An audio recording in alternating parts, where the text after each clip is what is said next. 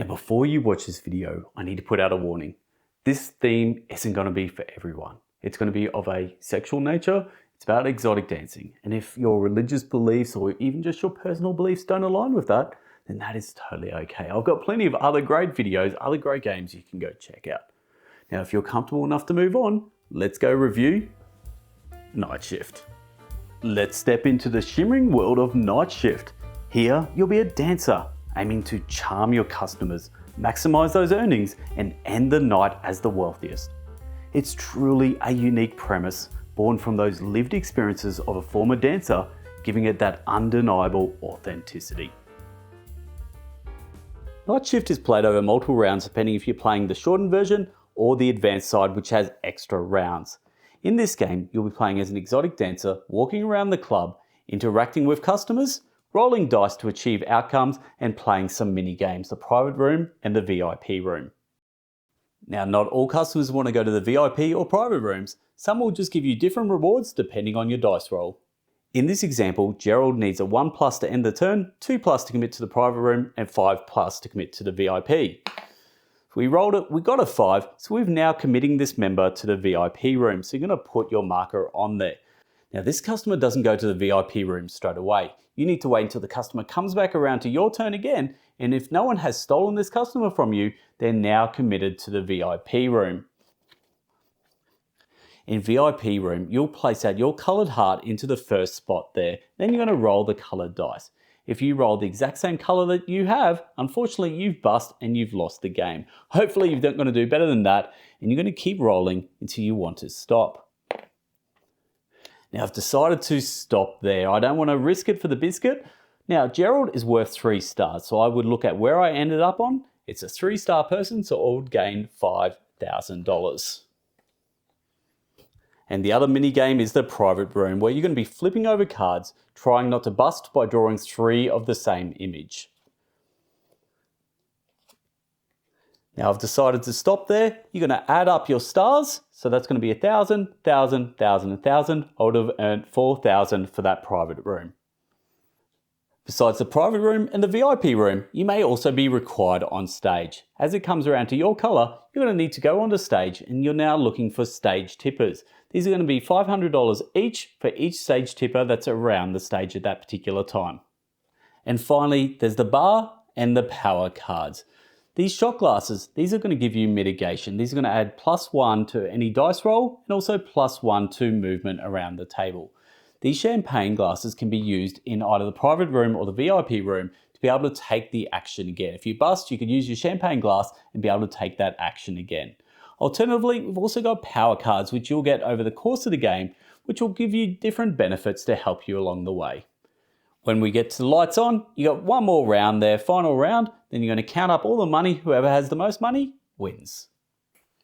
My favorite portion on these review videos is always when I talk about the vibes, the feels. And well, the feels on this one is quite unique. Now, I'm going to be upfront and honest and say I only got to play this game solo and 2 players. I tried to take it to my gaming group at 4 players. I thought it'd be an absolute hoot to play it. But unfortunately, one of the members didn't feel comfortable, and that is totally fine. We respected that, and we didn't play the game. So that's going to be the hardest part with this game, is trying to find that right audience. But look, at its heart, it's a light to medium, but more on the lighter weight game. Now, you're going to play this under an hour on the shortened version. So you've got 2 options here. You've got the shortened version with less rounds, or you've got a longer version with more rounds. But you know, at its heart, it's always going to be pretty much under an hour there on the shortened version. Now, what I love about this is it is about that push your luck. It's about dice rolls. It's just lightweight fun. But the real charm in this game was seeing these seedy looking characters. And look, I don't go to these clubs. That's not for me. I'm now older and got a family, and it's something that interests me.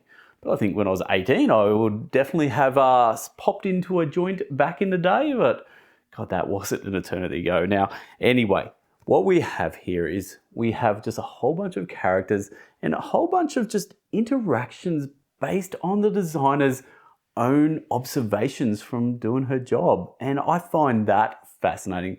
But yeah, you'll go through all these and you'll just laugh how seedy some of these people are. And It's just great. They've all got a tiny little bit of backstory there. And yeah, the general gist is you're trying to obviously impress them and woo them and obviously just take as much money from them as possible. They say a sucker is born every minute.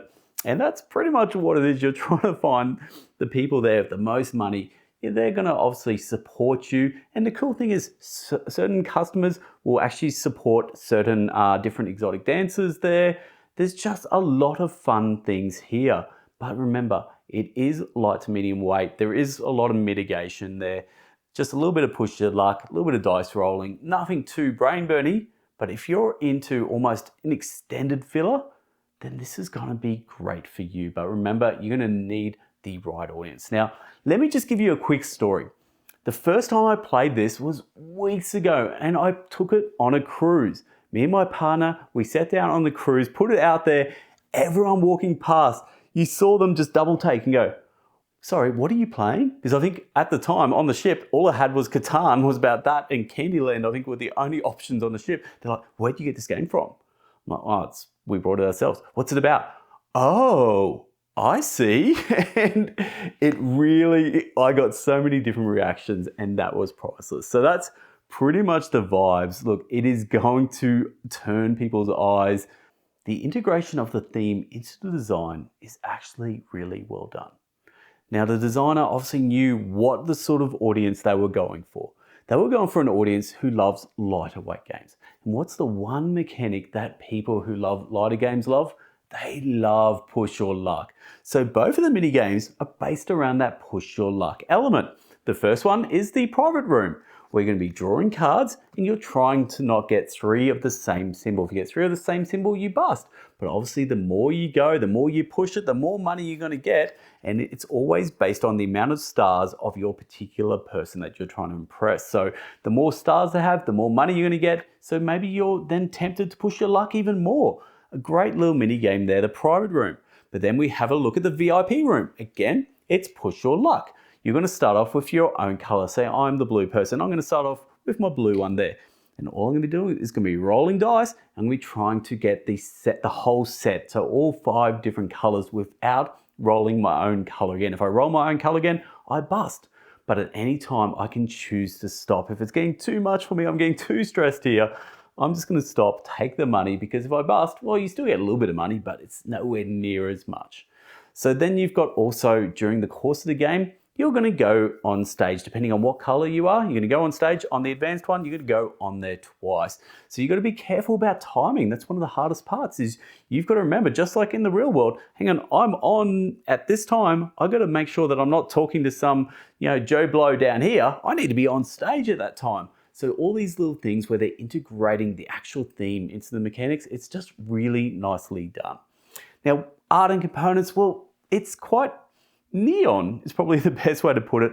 I'm pretty sure the designer is also the artist on this. Now, don't quote me on that. I think I'm right. Maybe I'm right. Who knows? Anyway, the art, look, is what it is. But what I really love is the components here.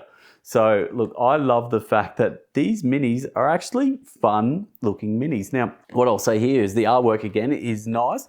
But again, it might be a bit too sexualized for some people, so maybe they won't look at the cards. Maybe they'll just appreciate the fun minis.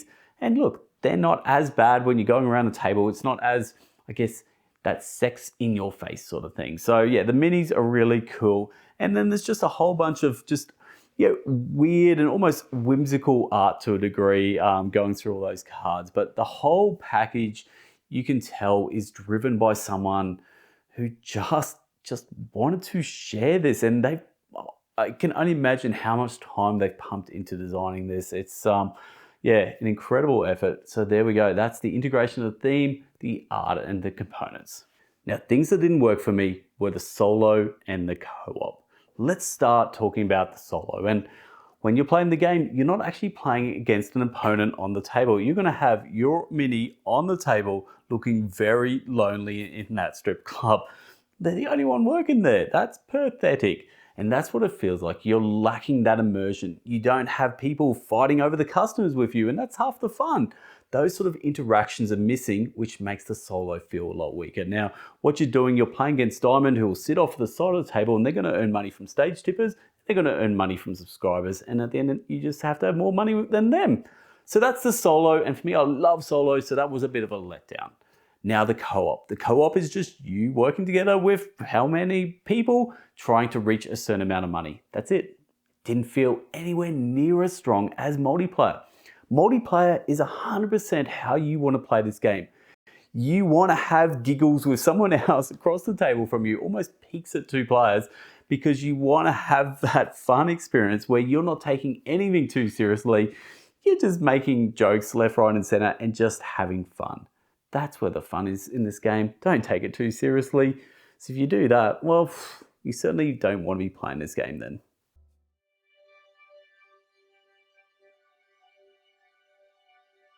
All relationships sometimes need that extra spark. How about getting a bit spicy, getting outside of your comfort zone? I think we can get a bit raunchy. We're all adults here.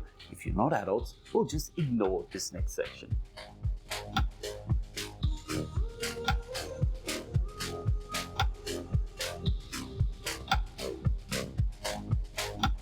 I wish I could give you up, but you're my new favorite drug.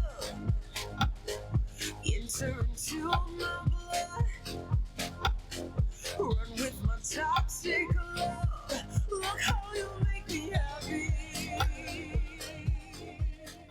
Now that's pretty much everything I want to cover off on this game. You'll know if this game's going to be for you or not, and if it's not, that is totally okay with me. But if it is, I hope you enjoyed this video, and hopefully you can go check out Nightshift. Anyway, that's all I've got. I'm Hogs. This is the Bangers Project. Till next time, laters.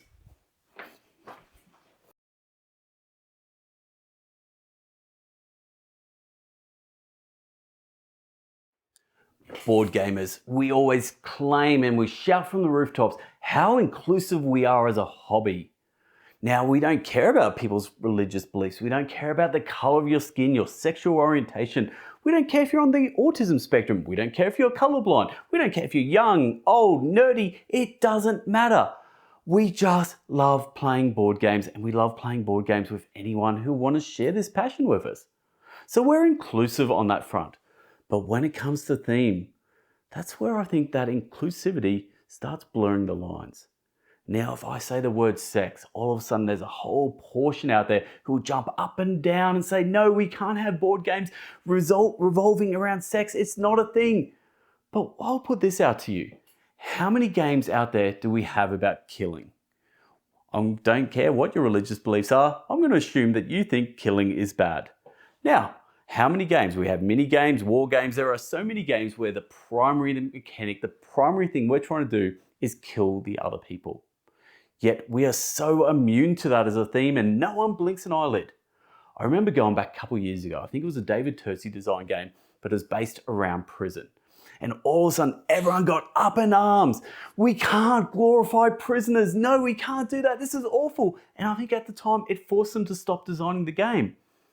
That's what happens to people. We seem to want to jump up and down when it's something we don't personally believe in.